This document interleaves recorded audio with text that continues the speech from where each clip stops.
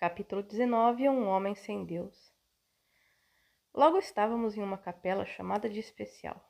Reparamos o luxo do caixão, as coroas de flores, a capela repleta de gente, amigos daquele irmão que acabara de desencarnar.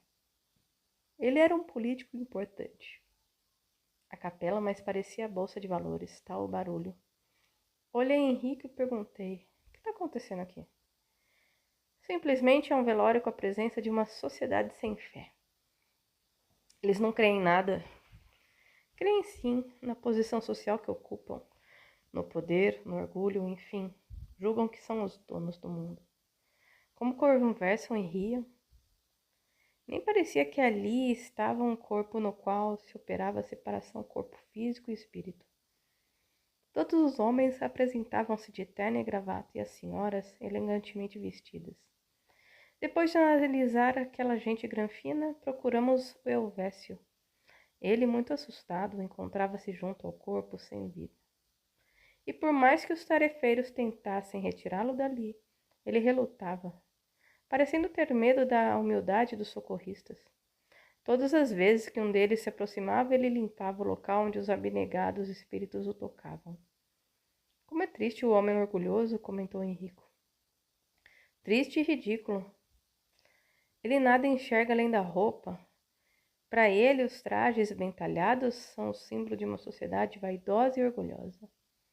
Oramos ao lado de Elvésio, mas o seu olhar era de crítica, considerando-nos intrusos e fanáticos. Saiam daqui, por favor, não os conheço, e os que partilham da minha vida são escolhidos por mim. Mesmo doente, tenho o direito de selecionar os meus companheiros, e pelo que sei, nunca os vi no meu estreito círculo de amigos. Olhei aquela multidão e pensei: estreito círculo de amigos. Ele tinha razão. Se ali 2 ou 3 eram seus amigos de verdade, era muito. Percebi que os laços do seu perispírito estavam tão junto ao corpo físico que me fez pensar que Elvésio ainda não se encontrava encarnado. Ele não morreu, Henrico? Fixando bem o olhar, respondeu-me. Os laços já foram desatados, mas é tão grande o seu apego às coisas materiais que, como uma cola, mantém-no preso ao corpo físico. E os laços ainda estão bem embaraçados.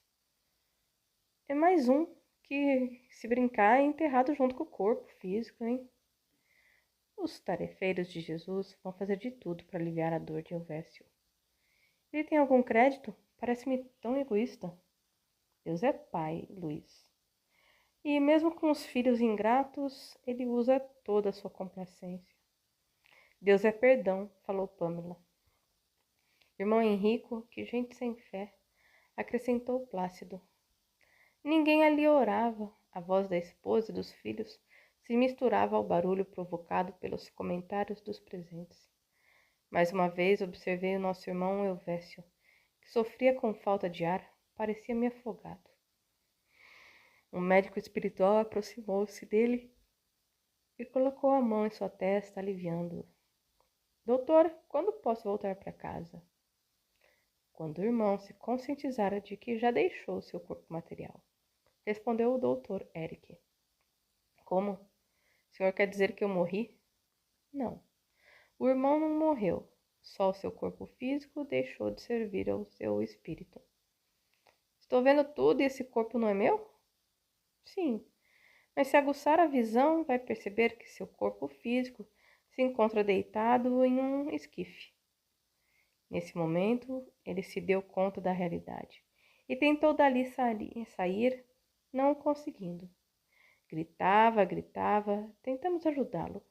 Porém, quanto mais gritava, mais embaraçava nos laços da liberdade ou da prisão.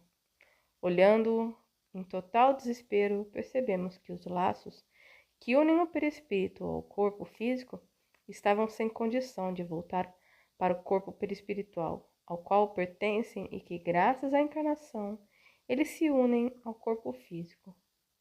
Lembrei-me da questão encontrada em A Gênese, capítulo 11, item 18, que fala que os laços fluídicos, que são uma expansão do espírito, do perispírito, ligam-se ao óvulo fecundado e vão presidindo a multiplicação das células. dirigindo a formação do corpo. Quando este se completa, está inteiramente ligado ao perispírito, molécula a molécula. Agora não estava ocorrendo nada ali.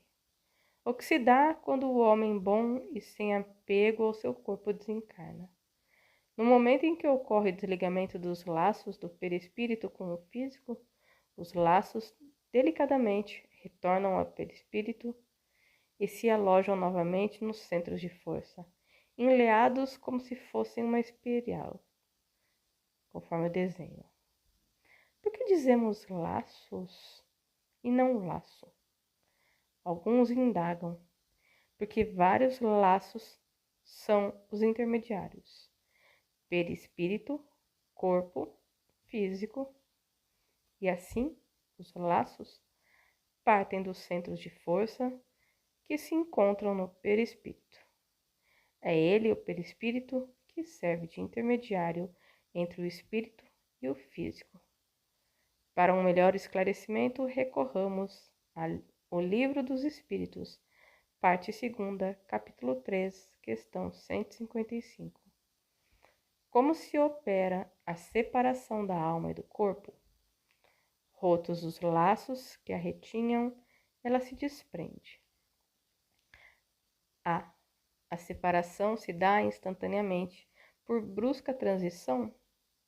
Haverá alguma linha de demarcação nitidamente traçada entre a vida e a morte? Não. A alma se desprende gradualmente. Não se escapa como um pássaro cativo a que se restitua subitamente a liberdade. Aqueles dois estados se tocam e confundem de sorte que o espírito se solta pouco a pouco dos laços que o prendiam. Estes laços se desatam, não se quebram. E a explicação de Kardec: durante a vida, o espírito se acha preso ao corpo pelo seu envoltório semimaterial ou perispírito. A morte é a destruição do corpo somente, não a desse outro invólucro, que do corpo se separa quando cessa neste a vida orgânica. A observação demonstra que no instante da morte, o desprendimento do perispírito não se completa subitamente, que ao contrário, se opera gradualmente e com uma lentidão muito variável conforme os indivíduos. Em uns é bastante rápido, podendo dizer-se que o momento da morte é mais ou menos o da libertação.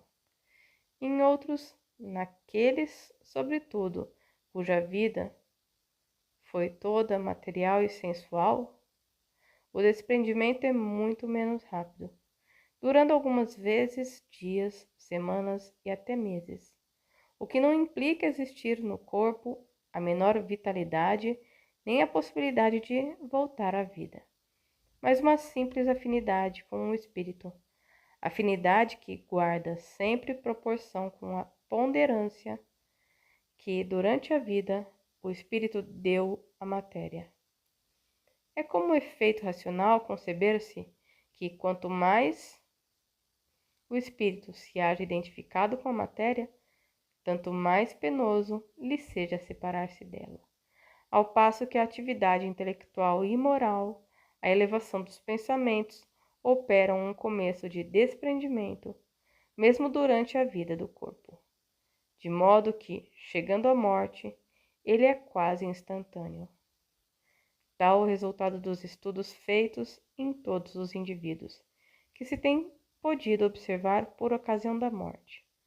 Essas observações ainda provam que a afinidade persistente entre a alma e o corpo em certos indivíduos é às vezes muito penosa, porquanto o espírito pode experimentar o horror da decomposição.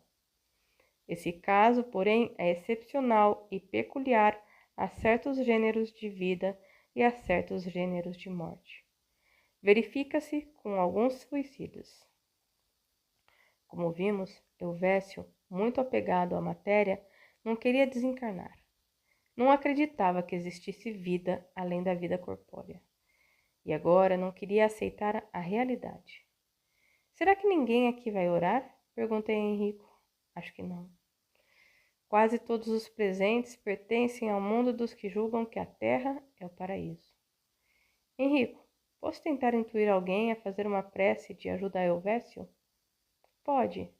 O que não se deve fazer é forçar alguém a orar.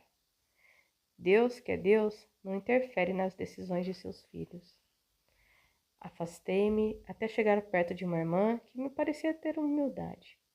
Falei em seu ouvido e ela, toda enfeitada, cabelos arrumados no cabeleireiro, para aquela solenidade, nada sentiu. Até as pedras sentem a presença de um irmão quando este lhe pede ajuda. Mas aquela irmã era dona dela mesma. Nada existia fora do seu mundo materialista. Procurei, até que descobri Honório, o motorista de Elvésio. Implorei-lhe, falando sobre seu patrão, o quanto ele estava sofrendo. Honório, percebendo minha intuição, iniciou um Pai Nosso. Todos olharam para ele com espanto. O filho de Elvésio pediu-lhe que parasse, pois o pai era ateu. Honório, muito envergonhado, foi saindo cabisbaixo. Comentou depois com outro motorista. O que me deu para fazer isso? Parece coisa do diabo. Eu ouvi um espírito de voz cavernosa me dizer: faça uma oração, Honório. Doutor Elvésio está nas profundezas do inferno. Ele grita, grita e o fogo queima-lhe a alma. Coitado, quem mandou ser tão metido e orgulhoso? Cruz credo é mesmo. Não acha melhor falar para madame? Eu, hein? Ela é capaz de me mandar prender. Se ele era o cão, ela é o diabo do cão. Não pude deixar de rir. Quando voltei para junto do grupo, Henrico me falou. Por que o motorista começou a orar e depois parou? Nem lhe conto. Ele captou meu pedido, mas o filho de Elvésio mandou que se calasse. Luiz, seu coração repleto de carinho, muito se preocupa com seus irmãos sofredores. Tem razão, irmão. Choro quando alguém sofre. Preocupo-me com o sofrimento do meu próximo. Tento mudar, mas não consigo. Henrico alisou meu cabelo, falando: o sentimento é um perfume que vai aumentando à medida que caminhamos com Jesus. Elvésio me pareceu cada vez mais colado ao físico e à bolsa de valores. Tema da conversa daqueles que se encontravam no cemitério. O pessoal nem mais falava, gritava. Quando um dos amigos ali presentes referia-se à sua fortuna, ele ria, pensando: os ricos não morrem. Por isso tenho certeza que logo ficarei curado. Que doença o levou ao desencarne, Henrico? Quis saber Plácido. Um infarto fulminante. Agora, Luiz, vamos esperar a família no lar de Elvésio. Não vamos esperar o enterro? Não, aqui não. Mas acompanharemos de onde estivermos. Olhei aquela multidão e pensei: como tem neguinho que em nada crê? Na hora que busquei um amigo para ajudar Elvésio, nem sua família lembrou-se de Deus por um instante sequer. Que casa de Elvésio, hein? Um verdadeiro palácio. Ficamos no jardim. Logo adentramos o salão. As obras de arte eram tantas que a venda de um só quadro daqueles daria para agasalhar muitos pedintes que desencarnam pelo frio. Vimos 5 empregados, todos uniformizados. A esposa, as 2 filhas e o filho e o vecinho chegaram da capela. Tô exausta. Vocês viram o desembargador fulano de tal? Mamãe, é senador. Que gentileza. Assim, eles envaidecidos do enterro de Elvésio só falavam nisso. Quantas flores! Toda a cidade compareceu. Também, papai era um grande homem. Bens a Deus, falei. Pois vocês nem imaginam o sufoco que o grande homem está passando. Nisso, retornei mentalmente ao cemitério e vi, debatendo-se em desespero, aquele irmão que o dinheiro dominou tanto que lhe ofuscou a consciência. Se agora a família reunida orasse pela paz de Elvésio, ele receberia alívio para o seu desespero, ponderou Henrico. Mas logo o filho, as filhas e a esposa foram ao escritório de Elvésio fazer um levantamento dos seus bens. Estavam com muita pressa, não queriam perder tempo. Enquanto isso, um homem desesperado, apegado ao seu corpo, já sem vida, debatia-se sem saber o que fazer. Henrico, Elvésio está sofrendo só porque é egoísta? Perguntou Plácido. Não. Ele furtou a nação. Quando andava em seu belo carro, jamais olhava as crianças mendigas que lhe estendiam as mãos em busca de ajuda. Em um país de famintos, ele jamais teve compaixão por seus irmãos que na miséria nada têm para comer. Elvésio passava por cima de tudo. Só o dinheiro e seu conforto lhe davam alegria. E ninguém vive eternamente junto à riqueza. Feliz do homem que faz do coração um banco repleto de amor ao próximo. O homem era fogo, hein? Falei. O fogo da ganância não o deixava praticar a justiça. Ele fazia suas próprias leis. A todos dominava, era um homem muito influente. E agora? Por que não usa essa sua influência para os coveiros, desencarnados, pedindo-lhe que o libertem do túmulo? Pior, Luiz, é que aqueles a quem ele fez tanto mal estão vampirizando-o. Até quando? Logo, ele pedirá ajuda aos socorristas que libertarão. Por que demoram tanto? Indagou Pamela. Simplesmente porque o Vécio não quer ser ajudado. Viveu sempre tão dono da situação que agora julga que seu dinheiro irá libertá-lo. Mas também com uma família dessa, quem se salva? A mulher nem parecia que acabara de enviuvar.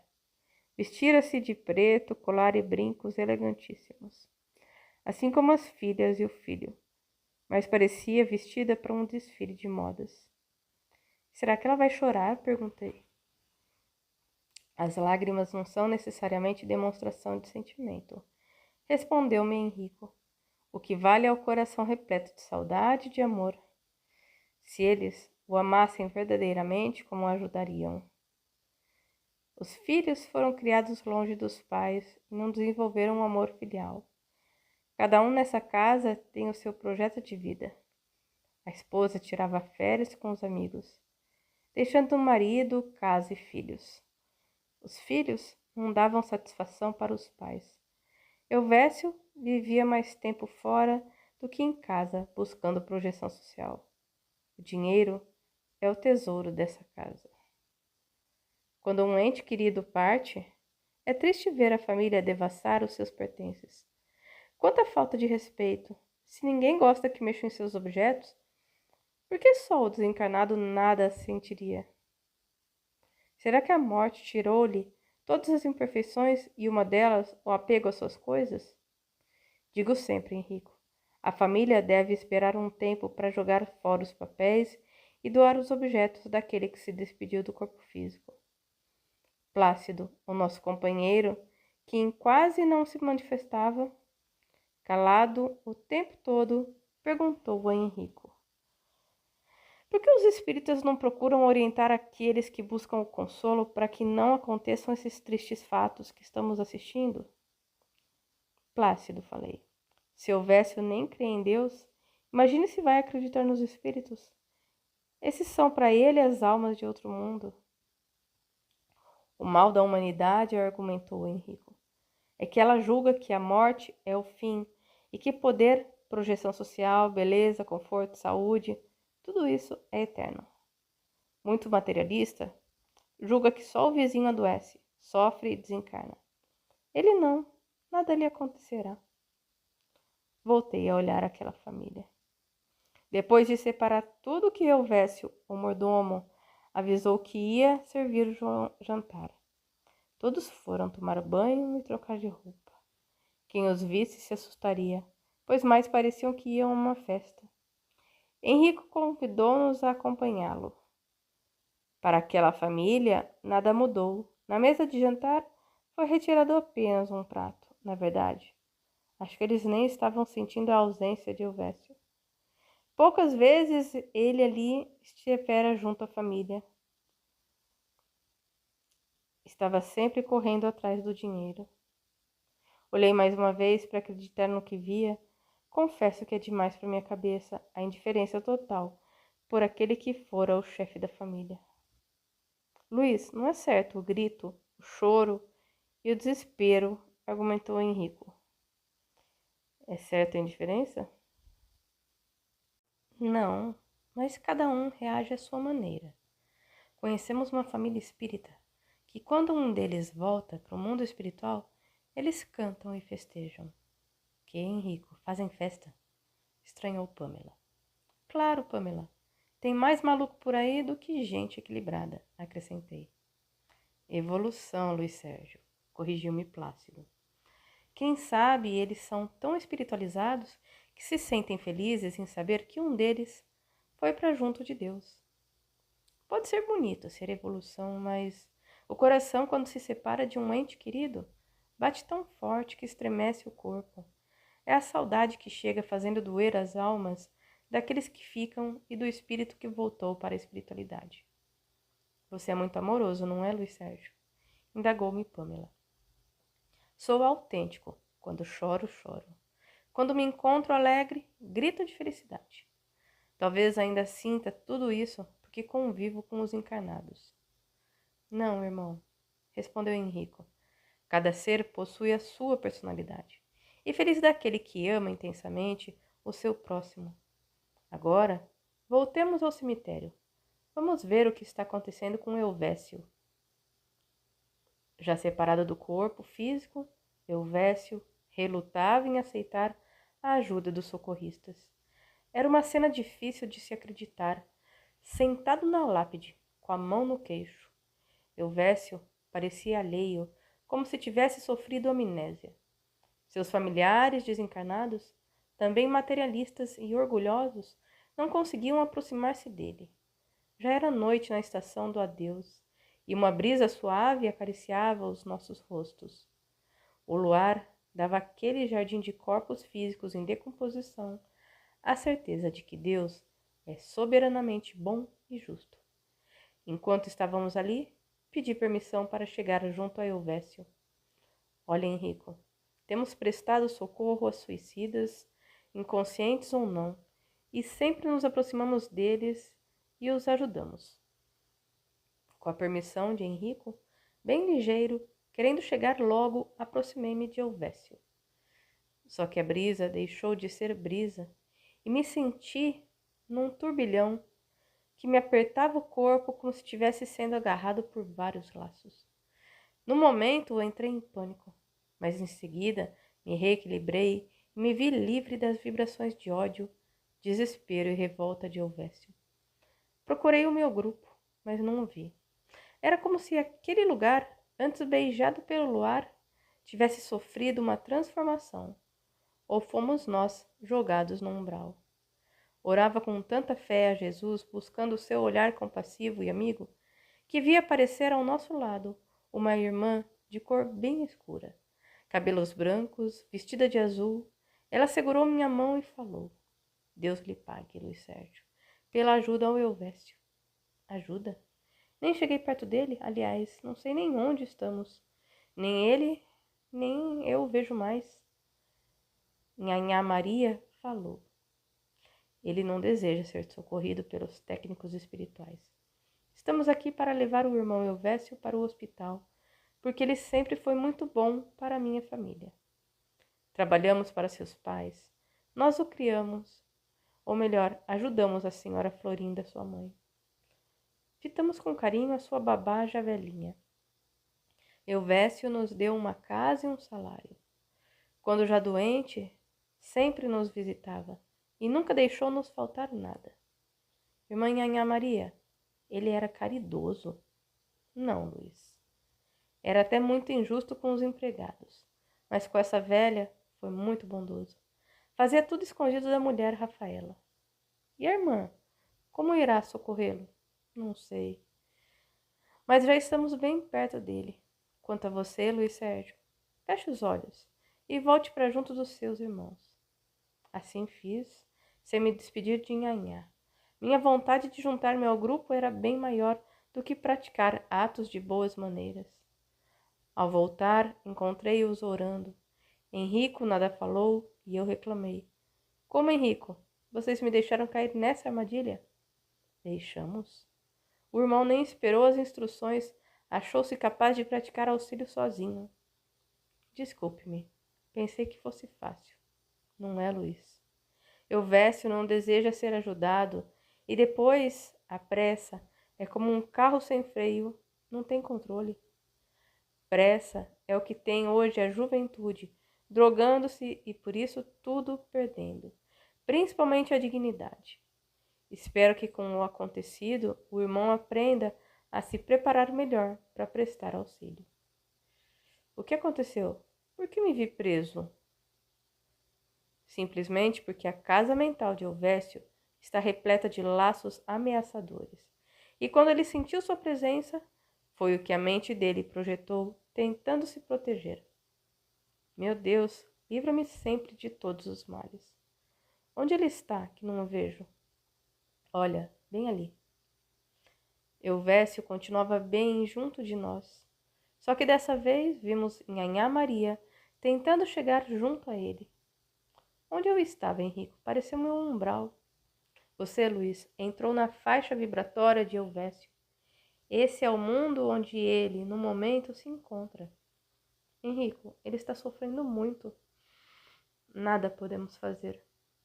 Estávamos orando por Eusébio, quando vimos um grupo de 4 pessoas aproximar-se de uma sepultura.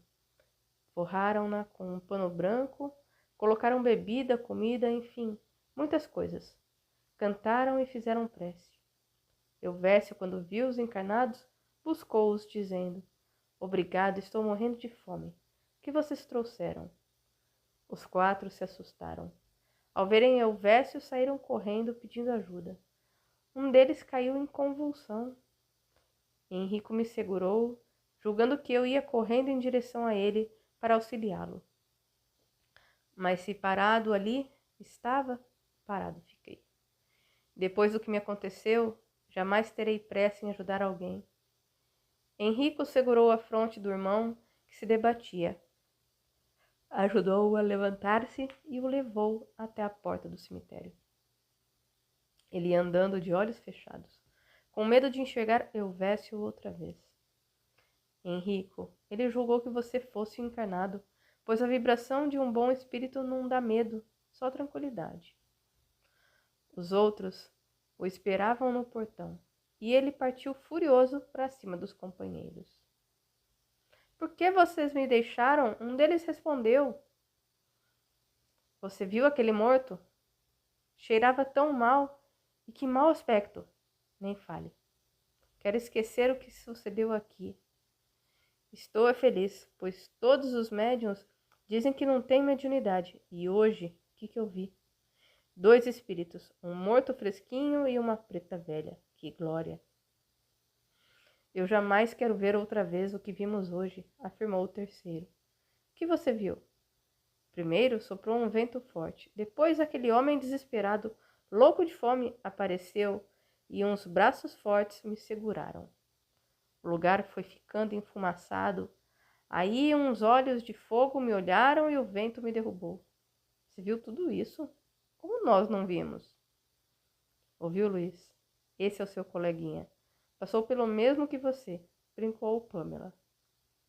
Por que só ele sentiu o que sentia Henrico? Esse irmão é um bom médium. Pensa que nada faça para elucidar sua alma. Gosta do espiritismo, porém não deseja trabalhar. E os outros? Vieram e de hoje em diante ninguém vai suportá-los. São videntes de um espírito só, não é mesmo? Todos riram, buscamos Eusébio e vimos que ele, por mais que tentasse comer, não conseguia. Não sabia como fazê-lo, e isso o desesperava. Foi quando uma voz suave lhe chegou aos ouvidos. Euvecinho? Como pode? Só Nhanhá me chamava assim, mas ela já morreu. Nisso ele viu Nhanhá, e ela beijou suas mãos, dizendo: Vim buscá-lo. Para onde você vai me levar? Diga que eu não morri. Estou com fome, e por que não consigo comer a comida que aqueles homens trouxeram para mim? Primeiro, o irmão não morreu. O irmão está vivo. A morte não existe. Depois, venha comigo, que o alimentarei. Essa comida o irmão não pode saborear, Não foi feita para o senhor. Ela foi preparada para outros irmãozinhos. Nhanhá, pelo amor de Deus, tire-me desse inferno. Irei levá-lo, mas antes vamos orar. Lembra quando orávamos juntos? Ele a abraçou e chorou muito. Faz tempo. Porque minha boa Nhanhá Maria, Deus não manda os sacerdotes contarem o que acontece após a morte? Eles falam, Elvésio, mas muitos homens ignoram as palavras de Deus. Mas eu sempre compareci às missas festivas, mas nunca procurou Deus nos seus irmãos. E quando ia assisti-las, nem ouvia o que pregava o sacerdote. Às vezes esperava acabar o sermão para entrar na igreja. Que religião é a sua, Nhanhá Maria? Pertenço à casa de Deus, onde ninguém briga por religião, onde todos nós somos filhos dele, onde o homem vale por aquilo que plantou na terra e no coração das pessoas. Nhanhá Maria saiu, amparando Elvésio, e nós ficamos orando.